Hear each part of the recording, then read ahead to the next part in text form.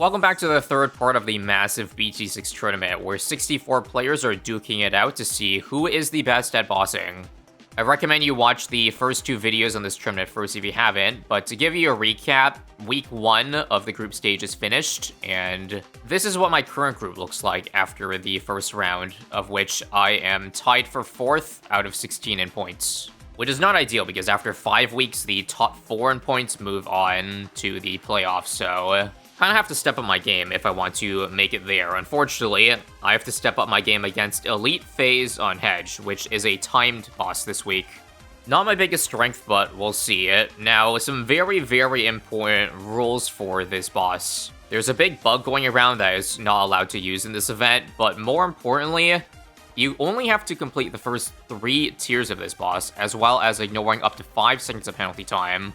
Band towers are Super Monkey and Wizard, and no Paragon limit, however, no Dark Paragon, because obviously, Dark Paragon on a map with walls is GG, and too easy. But before you go screaming, why only 3 tiers? What a buzzkill that you aren't going to see tier 4 and 5 here. Well, let me explain why this is actually a really good change. Maybe not for the viewers, but for the contestants. Because even the top bossers agree that traditional time bossing is incredibly tedious due to 2 things. One, the fact that a boss is 5 tiers, so in order to get the top ranking, you have to optimize every single round of farming for basically 120 rounds, as well as selling your entire defense to build farms, and then sell the farms to build defense for all the tiers. So cutting out tier 4 and 5 saves a lot of effort. It no longer makes it a tournament or a challenge of who is the most unemployed and can spend the most amount of hours filling up the entire map with spike factories. Instead, you now only have to do that for 40 less rounds, which, let me tell you, is a big difference. If this was 5 tiers, I probably would be crashing out right now. The second part of what makes time bossing annoying is the penalty. Basically, I talk about penalty a lot in time bossing. It is when you take too long to beat a round, that extra time will be counted towards your score. The penalty starts X seconds after the last bloon spawns in, which isn't a big deal for late game, but early game when you have no towers, you're going to be seeing the penalty a lot of the time. And it's incredibly infuriating in the early game to avoid a penalty, because sometimes you don't know when the penalty starts, so you don't have the reaction to see that you're going to incur like a 0.1 second penalty. So this rule gives you 5 seconds of wiggle room, which is more than enough to make it way less tedious. And yeah, those 2 changes, I give it my seal of approval. They actually found a way to make time bossing fun, quote-unquote. I take advantage of this relaxed penalty rule by incurring a 1 second penalty in round 9. I tried many times to avoid any penalty with Dart Untrawall though, but ultimately, 1 is the best I could do. And several rounds later, I incur an unintentional penalty. My reaction time is incredibly slow, so I let 0.35 seconds pass. So we're now at 1.43 penalty on round 14. I should note every hero is allowed, and I picked Geraldo for his utility on tier 2 and 3. He's worse than Benjamin for early game farming, but trust me, the utility is so much needed that we have to sacrifice tier 1 income a little bit. Now, over on round 14, we're going to add a shooting turret because I need defense for 15. Live commentary is going to take over here, by the way. I know in the last video I mentioned that this, and most of you honestly didn't care if it was post-commentary or live, but I personally find live preferable. However, not all the time, so I'm going to be switching back and forth depending on how I feel at the time. Oh, beautiful. Every single dollar matters in the early game here, so I was able to barely squeeze out 1 banana from a 0-0-0 farm last round. And let me tell you, that extra banana will go a long way. This round, I cannot beat without a penalty, so we are going to get our second shooting turret now. Some more tricks that I do is, when I have an upgrade available to buy on a farm in the middle of the round, do not buy the upgrade until after I get a farm tick. The quick TLDR is that each farm cross path ticks in certain intervals depending on how many bananas it makes during the round. So this, given this image here, the rule of thumb is that you get the banana tick from the previous upgrade first, and then buy the next one so you don't miss out on a banana. So same rule applies this round here. After getting a banana, do not buy the upgrade immediately. Wait for the next tick, is the rule of thumb. Although that took a while. That should have gotten me an extra buck, though. And as you can see, with Geraldo, we're not going for the usual bank into IMF loan. It's better to go 200 farm spam and just selling them all on around 30. So now we're going to buy discount villages in a very specific order so that I'm left with the most amount of money. Bear with me here. We start with 1002 over here. Do 202 crosspath to sell for more money. And we gotta make sure to get each 202 upgrade under as many discounts as possible. These two over here are both going to be under 2. And then this one here is going to be under just 1. And now we place our Monkeyopolis under the triple discount. So now we get our Monkey City under triple discount as well as the Sacrifice Farm as a triple discount. And sell 2 farms, sacrifice this, sell this, and now we got 2k to work on building farms again. It's not enough money to buy a balloon trap, so I'm just going to focus on getting a marketplace first. Round 32, we're going to try to sell the shooting turret, this shooting turret a little bit earlier, so that I can get my marketplace a little bit earlier. This does mean I leak a lot of lives, however, we're not going to use that money to get an engineer, and then upgrade it to 002 to try to preserve some lives here. Sell shooting turret, we are so greedy that we are going to buy upgrades on the farm first before giving camo on the engineer here. So make the next 48 tick, there we go. $200, and there we go. Our balloon trap will be delayed until round 35 because I couldn't find a way to get marketplace in a 4-down round 34. I could actually buy a mid-round, but there's an issue with the trap in that when you buy 014 in the middle of the round, it takes like 10 seconds to replace the trap, so it's just not worth it to get until after the round ends, and then you can manually target the trap.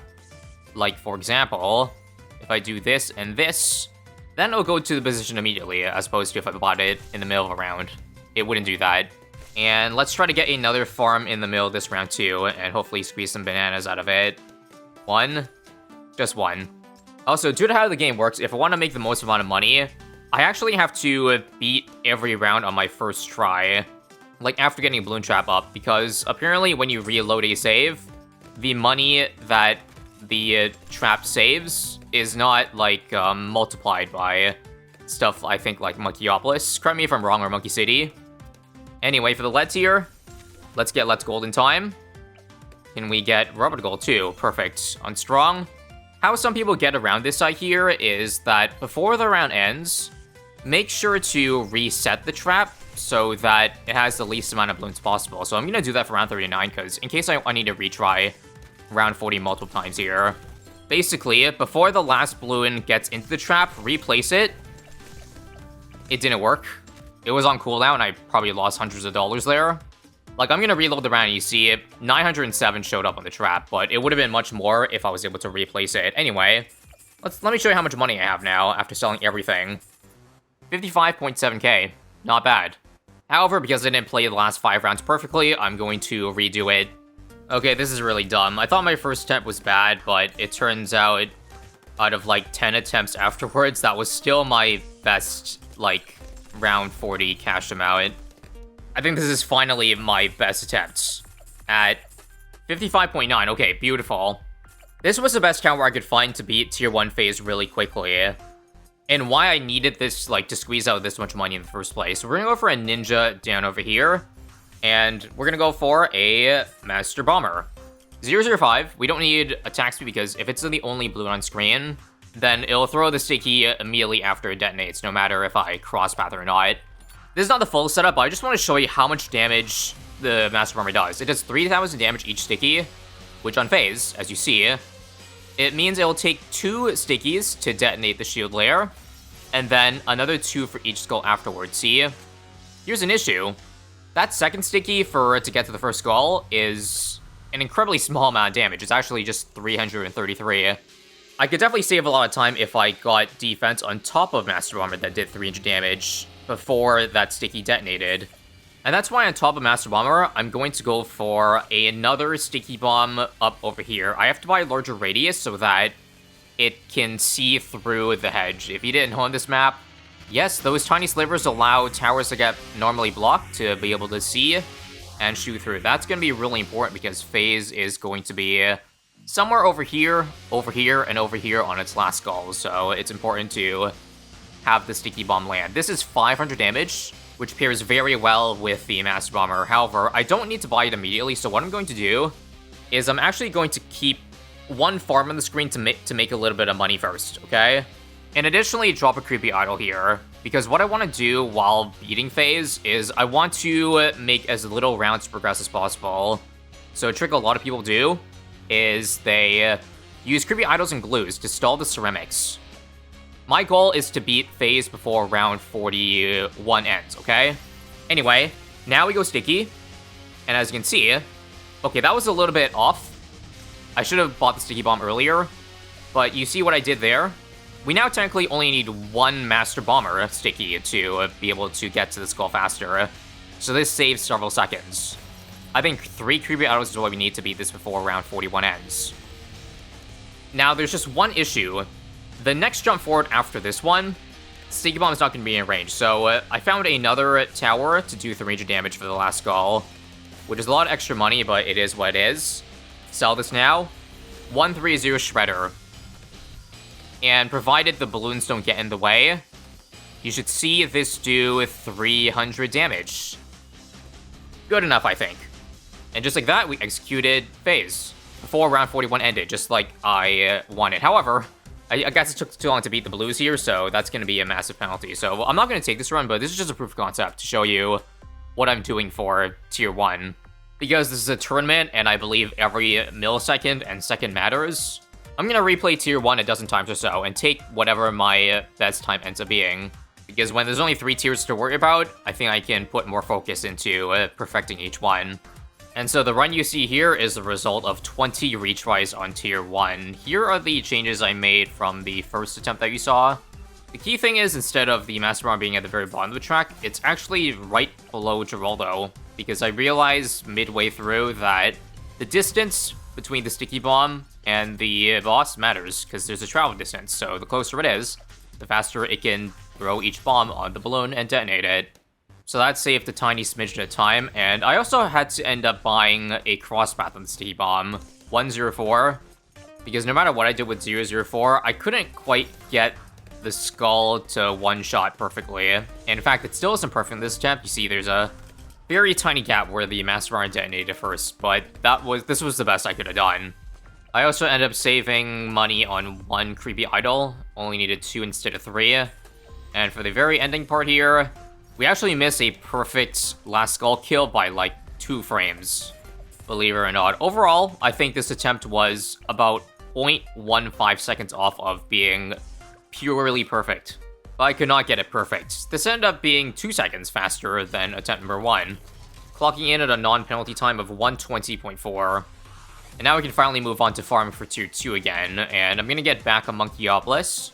With perfect discounts, of course, I am able to also get a BRF. Unfortunately, that's all the money I have. I can't get a Balloon Trap, so we gotta wait till next round. But the thing is, without Balloon Trap, now I'm going to be weak to defending the rainbow. So what I had to do was I actually used some of my free Dart Monkeys, 6 out of 9 of them to be exact, nice, to defend the Rigger rainbows coming in. So that was pretty cool tech. Round 43, I finally unlocked the Fertilizer, so I get extra money in my BRF, but the thing is, if I can't buy Balloon Trap at the start of the round, then I have the same issue, like I said on round 35, where I can't replace the trap until 10 seconds after buying it, so sadly, there's nothing I could do for round 43. I just had to kind of leave it in the back there, wait for balloons to come in. Probably lost a little bit of money there, but thankfully, being perfect matters less and less the closer I am to the finish line. Not really many crazy shenanigans from here on out. We just go for the usual into rushing a Banana Central as early as possible. I think if I do everything right, I should afford a Banana Central at the end of round 52. It's pretty standard stuff. Overclock the BRF first, and then buy 4 central markets around the village. So 2 traps and 49, and I'm pretty sure the meta is now to go for a Mob Shredder with Smart Spikes on round 50 for all Moabs. It's so good. Reset the round to collect traps, sell these 4, and we are 5k off. That means we just gotta sell 1 of these, and I think 1 of these, and there we have it. One more thing that's incredibly important to not miss is I gotta buy level 11 Geraldo this round. If I do this, I'll have 2 Reader Potions at the start of round 60, which I'm going to need. It's also at this point with only a few rounds left that instead of going for 4 2-0s, I'm going to do 4-0-2 farms, okay? You might see some people also go sometimes for a 0-2-4, but I think I did the math, and with the Banana Central buff, this here should be making you more money. Now, the strategy I plan for Tier 2 doesn't require me to need to use all my money for Tier 2, so it would be really nice if I could keep my Banana Central for Tier 2. However, I want to see how the money is looking. What I want for Tier 2 is to build a Lord of the Abyss for water. I'm also going to do a flavor trade so I could sell some of these over here. And what I want is I want 10 first strikes. It's about as close as an int skill as you can get because you need 30 first strikes total. I have 2 rejuve, so that allows 3 uses for each first strike. And that is perfectly the amount that I need. Now, the only issue is, again, 10 first strikes is pretty expensive. I need about 70,000 more dollars. These two sell for 38.50. I think I can do it if I sell even the overclocks for it, which is how precise, but that's how it goes. So I can wait a little bit into the round before selling it because I don't need the first strike abilities immediately. I think now I probably should sell, though. Sell this. 1, 2, 3, 4, and 5. All right. I don't think that was quite perfect. So yeah, these are missing a lot of time. I think I need to sell earlier because these are really, really, really off cooldown. Either way, I'm going to show you a proof of concept for how I beat Tier 2, and then I'll show you my best run, of course. So here's how it's supposed to go. Play the round.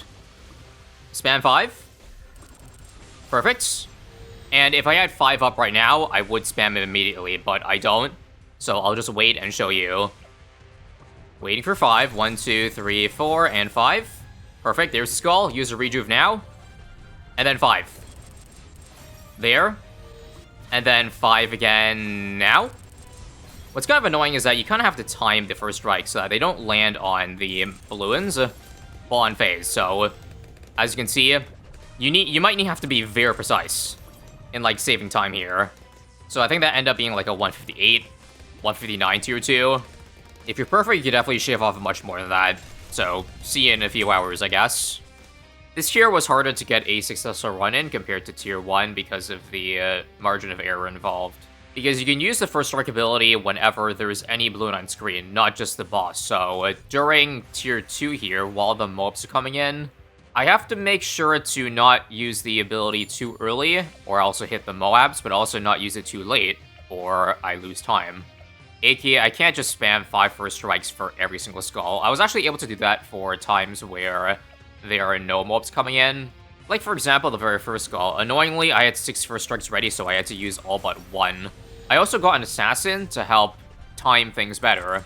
Because what assassin can do is can get rid of the mob, and so I can go back to spamming first strikes and getting a slightly faster time that way. Like, you see, for example, skull 3 over there.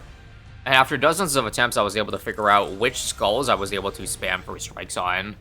Gotta use that assassin right as that mob spawns in.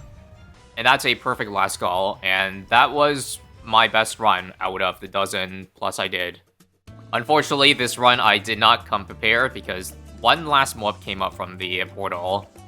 And I don't have defense for it. So what I did, which was definitely not optimal, was I spammed road spikes, yes. It took 8 road spikes to pop it, and I still leaked the ceramic in the process. Whatever. Minus a couple $100, but at this point, I'll take the fastest score, which is 152.41, aka 150.98 if you remove the penalty. So about 30 seconds to be Tier 2 there. Once again, with perfect first strike timing, you could probably shave off 0.1, 0.2, but I tried my hardest. So now I can transition these first strikes back into farming, of which I get 8 BRFs, including the Banana Central. And now comes the dreaded process of having to overclock each BRF, because that is indeed the most efficient method. The reason why I don't start with overclock immediately and BRF is that overclocks have a cooldown. So I'd rather get the immediate money from round 61 first, and then buy overclocks in the middle of this round, if that makes sense. Also, for defense, we're gonna add a Juggernaut. Juggernaut can clean up the zebras pretty decently here. I'll transition to a XXXL trap in a couple rounds. The reason I didn't go for it immediately is because it's not efficient in terms of money making compared to getting BRF. So I'm thinking round 64. We're so greedy that on 64, I made sure to buy as many farms as possible first before getting the trap by the end of the round after making all that money. And from here, it only takes us a couple more rounds to have filled up the entire map with BRFs. And now what's next is to build a really, really big Monkeyopolis, and thankfully the new Desperado Tower can help with that. With the Bounty Hunter, we can increase the range of it with an overclock to suck up a whopping 14 BRFs. So if I'm doing the math right there, then this Monkeyopolis should be making about $43,000 per round, which surprisingly is only marginally more than the amount that those 14 BRFs made in total. But the reason we do that is for space, of course, because we can replace all those with BRFs later. But before that, I'm gonna pull out a temple. Now, hold your horses. You might be thinking right now, why wait a minute, you're going for a band tower. Wasn't Super Monkey and Wizard Band? And yes, but I need to remind you of the original rules of this tournament. Because not everybody is going to record their full runs from start to finish, they only require you to record during the boss kill, so they're not able to enforce other players who don't record all the gameplay like me to like follow those rules during set round. So to make it more fair, they just allow those band towers between boss kills. And so I can use that to my advantage by getting a support temple for a discount and also end around cash. The discount is the really important part. 20% off is a crazy amount of money to save, especially when I'm probably going to be spending hundreds of thousands of dollars. More than makes back money. Another cool thing we can do with the Bounty Hunter, not just for giving range, is that we can use its mark to pop ability on any blimps coming in. So that will multiply the cash multiplier by 2. Giving us a little bit more cash as if we didn't already have enough, but by the end of round 74, you can see we pretty much finished farming. Got all tier 5 farms, filled the entire map with 420s, and yeah. All that's left is to finish off with an Ultra Boost and an Energizer. I actually think I forgot to buy Energizer in this run, but it's okay. Also, normally you want to go Ultra Boost earlier than this, but since the game ends on tier 3, there was no time to really build up stacks, so that was the very last priority. And so let me show you how much I farmed up in my sweatiest boss run so far. A whopping $1.8 million at the end of 78. I want to build everything one round in advance so that I get all my cooldowns off in time. So $1.8 million was enough to afford me this. A lot to explain, so listen carefully here.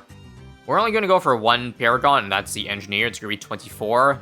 Each Sentry Explosion from the NG can take out an entire shield from Phayze, so I'm going to use that 5 times out of the 6 skulls.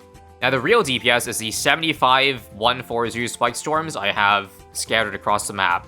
This is by far the best option in terms of insta-killing, even though I don't have a tempo buff. I'm going to make up for that by giving all the debuffs, of course, and giving Permabrew to some of the towers, and more importantly, Lord of the Abyss / Abyssal Warrior. This will give 40% and 20% pierce on all Spike Factories, respectively.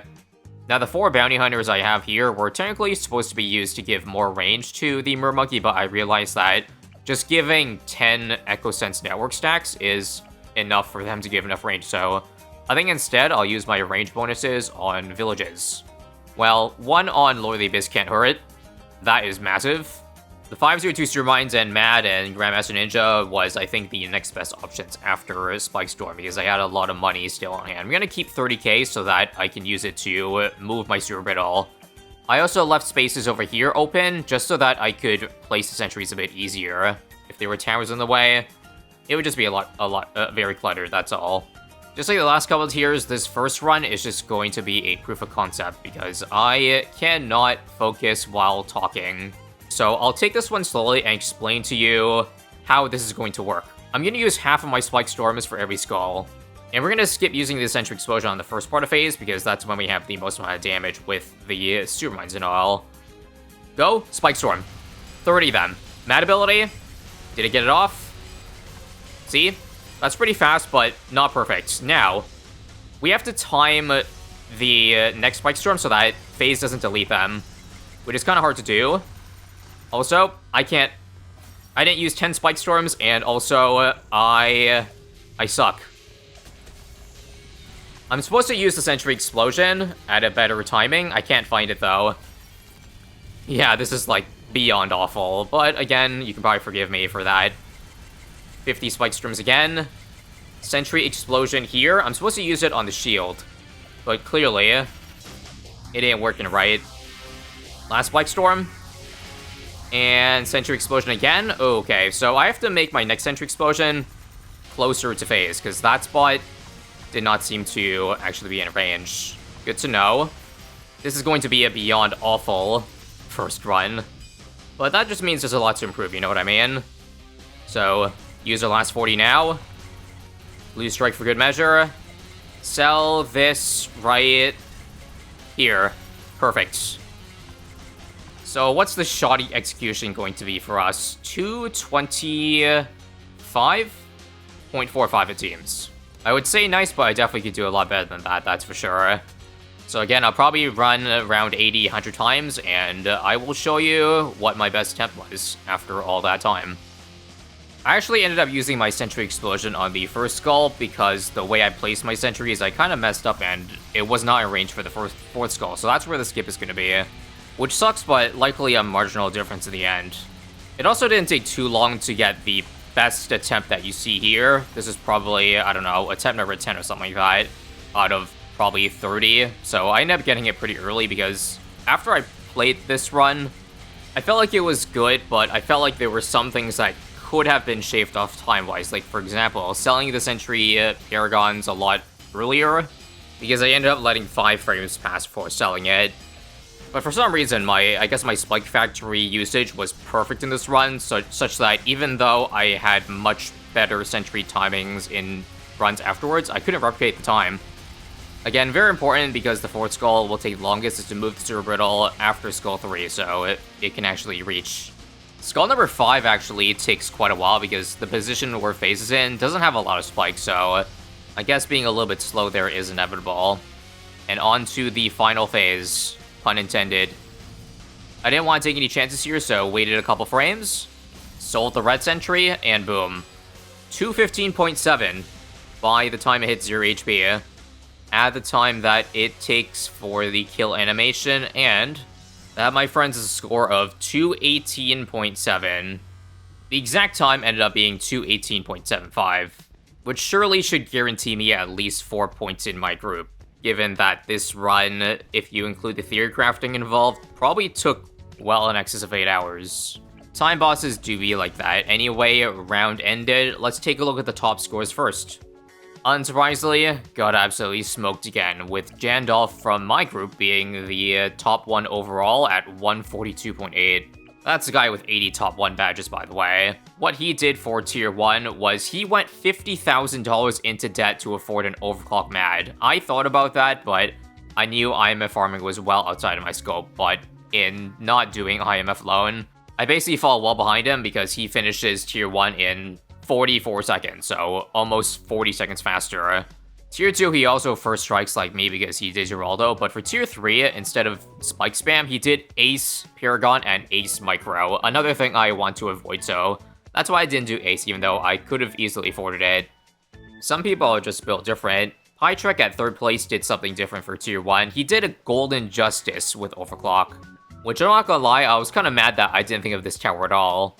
It completely flew under my radar as something that was affordable and actually did decent damage. And he was able to beat it in 51 seconds, tier 1. His tier 3 was also pretty cool. He did Spike Factory Paragon instead of Ace Paragon. And also, yes, top bossers love to pause the game a lot. That's kind of how it goes at this level. Now, despite getting ass blasted by the top 3, what matters again is the ranking overall. And I'm happy to say that we finished 2nd in the group.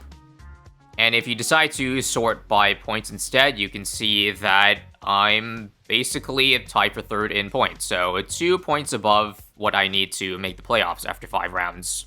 So overall, despite missing Golden Justice Tier 1, I'm pretty happy with how I did overall this round. I think if you add all groups together, my score was 8th. So a big improvement from week 1, that's for sure. I'm having a lot of fun with this event, and I hope you guys do too, so once again, subscribe to see what Round 3 has to offer. Otherwise, click here for the previous episodes of the tournament if you missed it.